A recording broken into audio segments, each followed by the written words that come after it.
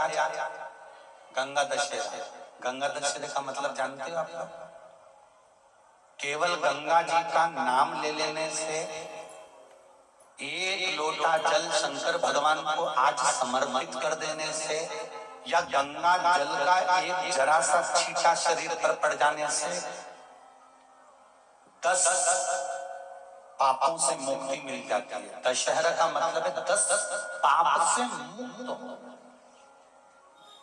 पहला पाप है किसी के घर का बिना पूछे कोई सामान उठाकर हमने भोग कर लिया हो, तो उस पाप से मुक्ति। गंगा दशहरे के 10 पाप से मुक्ति दिलाता है गंगा दशहरा। दूसरा, किसी ब्राह्मण किसी गुरुजन को मुख से अपशब्द कह दिया हो, तो आज ही का दिन है जिस दिन पाप कर्म से मुक्ति मिल जाती है।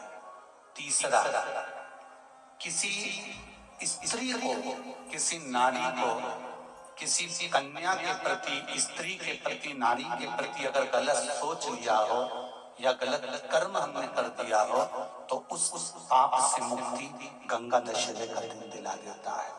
चौथा,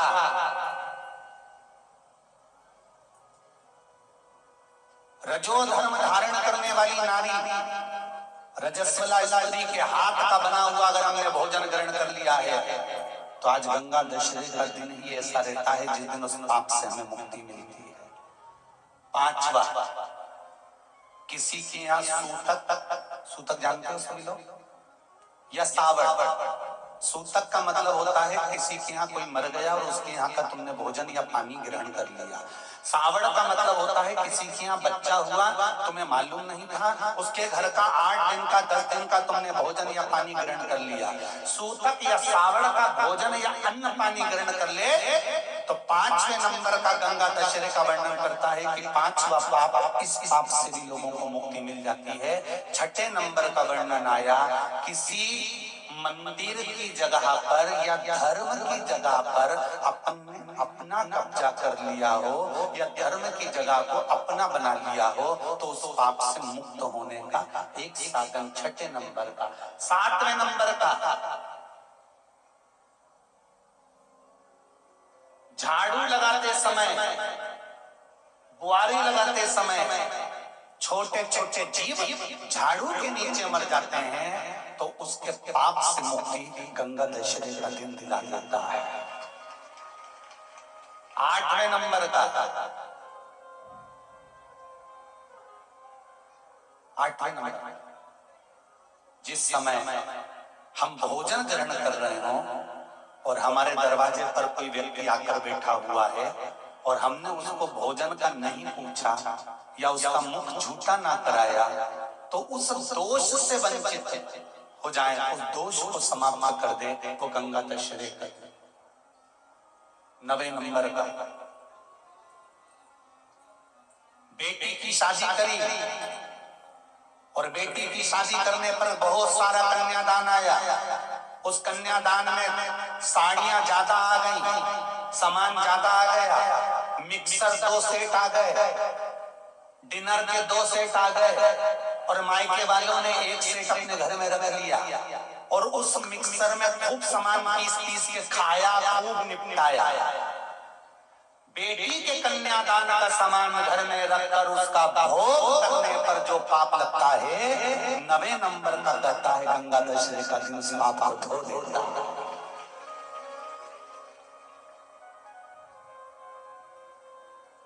10वें नंबर का महाराज, यदि किसी तीर्थ में जाकर हमने कोई गलत काम करा होता है, तो गंगा दशहरे का ये आज का दिन हमारे पाप को वो धो देता है। ये गंगा दशहरे के 10 पाप को धोने के लिए मात्र एक दिन है गंगा दशहरे का दिन। आज के दिन जो शिव जी को जल चढ़ाता है, शंकर भगवान कहते हैं भले उसने उसमें गंगा जल डाला नहीं डाला, पर मेरे ऊपर जब जल चढ़ाता है, शिव जी कह देते हैं आज के चढ़े हुए जल को मैं गंगा जल बना देता हूँ। आज गंगा दशहरे का दिन, खूब भजन करो,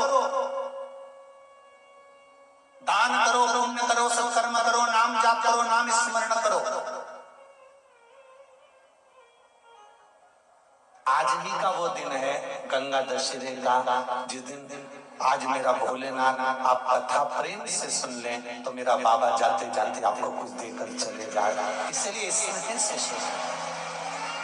शंभो शंभो हर हर महादेव। शिव भक्ति में शंकर के स्मरण आपका चित्त आपका मन परमात्मा को दिया क्यों लगाते हैं? हम मंदिर में दीप क्यों लगाते हैं? दिया लगाने का कारण क्या होता है? दिया लगाने का केवल एक कारण होता है, हम भगवान के मंदिर में प्रकाश करने के लिए दिया नहीं लगाते, हम भगवान के मंदिर में उजाला करने के लिए दिया नहीं लगाते। शिव महापुराण, पद्म पुराण और हमारा शास्त्र वर्णन करता है कि हम जब भगवान के मंदिर में दिया लगाते हैं, दीप प्रज्वलित करते हैं, तो दिया परमात्मा के लिए नहीं लगाते। जब हम दीप प्रज्वलित करते हैं तो जैसे ही मंदिर में प्रकाश होता है वैसे ही हमारी जिंदगी में चारों तरफ प्रकाश होना प्रारंभ हो जाता है।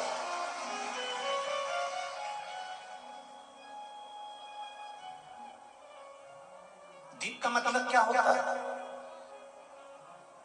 सूर्य देवता की साक्षी। शिव पंचायत, शिव महापुराण की कथा आप लोगों ने सुनी थी।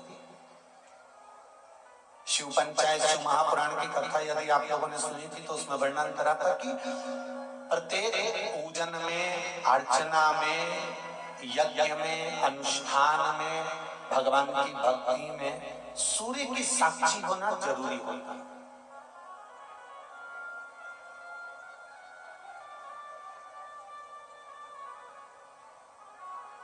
प्रत्येक ब्राह्मण देवता कर्मकांड करने वाले जब ब्राह्मण देव पूजन कराते हैं तो सबसे पहले सूर्य की साक्षी कराकर दीप को प्रज्वलित करते हैं कि ये सूर्य की साक्षी देता है।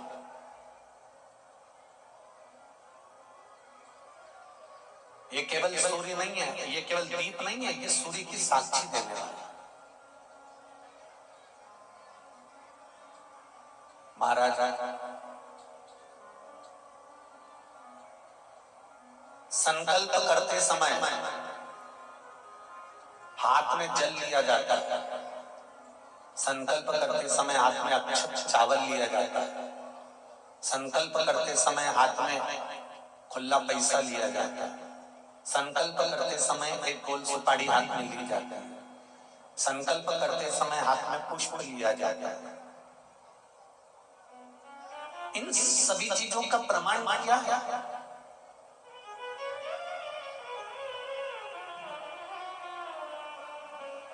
क्यों इन चीजों का प्रमाण कहा गया कि संकल्प लेते समय हाथ में जल लीजिए, संकल्प लेते समय हाथ में चावल लीजिए, संकल्प लेते समय हाथ में आप कुछ मुद्रा धारण कर लीजिए, कोई सुपारी ले लीजिए, जल ले लीजिए? इनका प्रमाण क्या है? अगर किसी कर्मकांडी ब्राह्मण से पूछेंगे तो वो बताएगा इस जल में, अक्षत में, सुपारी में, मुद्रा में, पुष्प में हमारी एक पीढ़ी संकल्प लेने के लिए नहीं आई है। जब ब्राह्मण संकल्प छुड़ाता है, गोत्र बुलवाता है, नाम का स्मरण ब्राह्मण देवता कराते हैं, तब हाथ में जो वस्तु रखी होती है वो वस्तु केवल एक कुल को तारने वाली नहीं होती, वो संकल्प देने वाली वस्तु 7 पीढ़ी को तार देती है, 7 कुल को तार देती है। उसी तरह मंदिर में लगाया गया दिया केवल मंदिर को प्रकाशित नहीं करता, मंदिर में लगाया गया दीप केवल मंदिर को उजाला नहीं करता, मंदिर में लगाया गया दीप सबसे पहले अगर प्रकाश देता है, सबसे पहले उजाला देता है, तो हमने जैसे दीप को प्रकट करा और प्रकट करते से वो दिए ने सबसे पहले प्रकाश हमारे हृदय में करा और हमारी जिंदगी में करा, हमारे जीवन में वो प्रकाश आता है।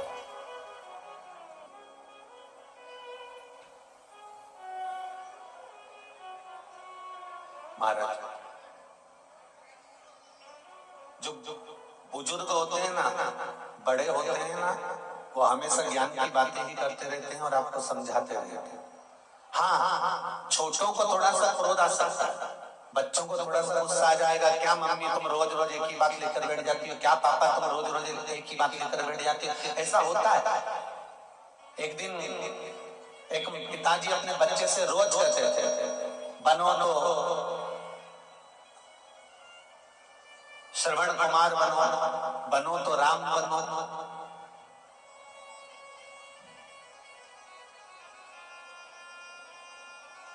प्रतिदिन एक माता पिता अपने बच्चे को रोज डांटते, बनो तो राम बनो, बनो तो श्रवण बनो, बनो तो राम बनो, बनो तो श्रवण बनो। एक दिन बच्चे को क्रोध आ गया और बच्चा गुस्से में आकर बोला, क्या पापा मम्मी रोज राम और श्रवण बनने को कहते हो, कभी कृष्ण बनने को तो कहते ही नहीं हो। माता पिता ने कहा, हम तुम्हें कृष्ण बनने को कह देंगे, पर तुम कृष्ण के गुण नहीं देख पाओगे। भगवान कृष्ण ने चीर चुराया तो तुम भी कुछ न कुछ गलत करोगे। भगवान कृष्ण ने माखन चुराया तो तुम उनकी चोरी की लीला को पकड़ोगे। तुम रिश्ता नहीं पकड़ोगे। इतने में बच्चे को क्रोध आ गया और बच्चा कहने लगा, ठीक है पापा, तुम मुझे राम बनने को कहते हो, मैं राम बनने को तैयार। जैसे दशरथ जी ने पूरी सत्ता राम जी को सौंपी थी, चलो मुझे तिजोरी की चाबी सौंपो।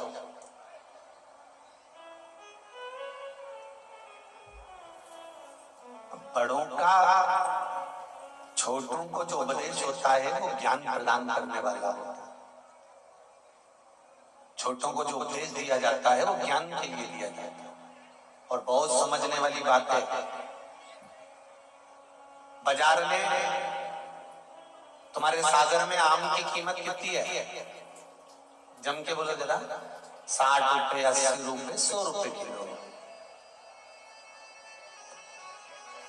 सेव फल की कीमत कितनी होगी? 60 रुपए, 80 रुपए, 100 रुपए। जितने भी गीले फल होते हैं, अंगूर है, सेव फल है, आम है, संतरे हैं, मौसम्बी है, चीकू है, केले हैं, ये जितने भी गीले फल हैं, बाजार में जाकर इनकी कीमत पूछोगे तो 100 रुपए, 80 रुपए, 40 रुपए, 50 रुपए इतनी कीमत होगी। और बाजार में ये तो गीले फल है। और सूखे जो फल होते हैं, जैसे अंगूर की कीमत पूछो और अंगूर जब सूख जाए, उसकी जब किशमिश बन जाए, उसकी कीमत पूछो कितनी होगी? किशमिश की कीमत अंगूर की कीमत से ज्यादा होगी कि नहीं होगी? अरे जम के तो बोलो, होगी ना? गीले फल की कीमत कम होती है और सूखे ड्राई फ्रूट्स की कीमत, सूखे फल की कीमत ज्यादा होती है। उसी तरह एक साधारण सा युवान व्यक्ति और एक बुजुर्ग व्यक्ति, इन दोनों में सबसे ज्यादा जो कीमत वाला होता है वो बुजुर्ग होता है, क्योंकि उसकी सूख कर कीमत हो गई।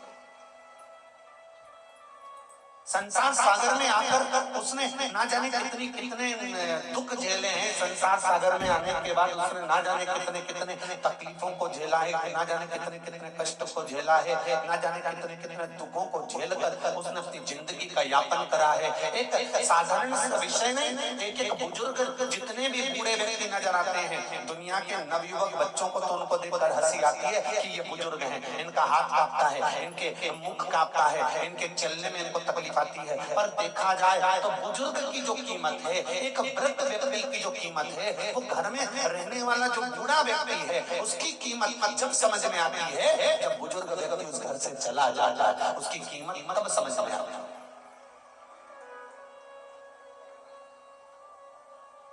उसकी कीमत को समझो, उसकी कीमत को जानना। मेरे भोले तेरा सहारा है, मेरी नैया का तू किनारा, मेरी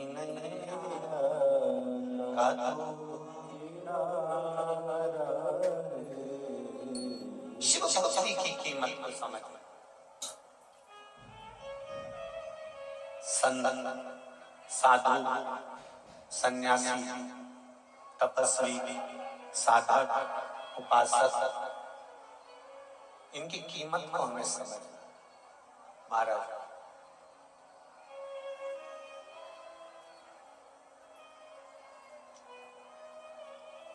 इनकी कीमत को हम समझ।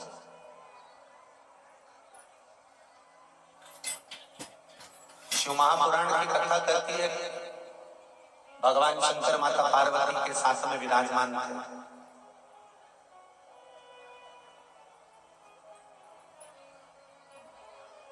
भगवान वो घड़दानी माँ जगज्जननी के साथ में विराजमान, और आज भगवान शंकर के नेत्र से एक अश्रु गिर गए।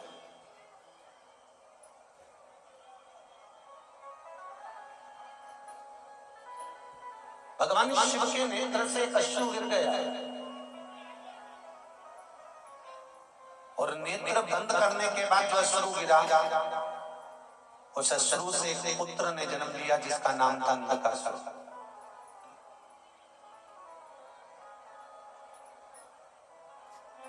एक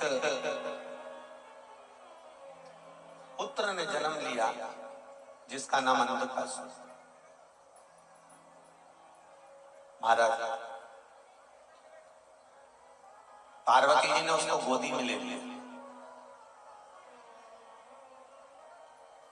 और माँ जगज्जननी पार्वती जी ने जब उसको गोदी में लिया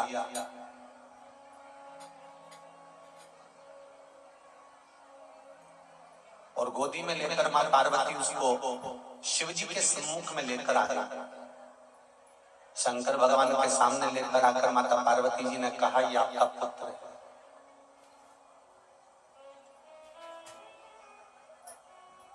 शिव जी ने कहा, पार्वती इसको ले जाकर समुद्र में फेंक दो।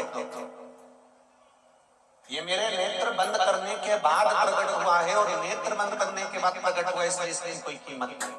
इसको उठाओ, समुद्र में डाल दो।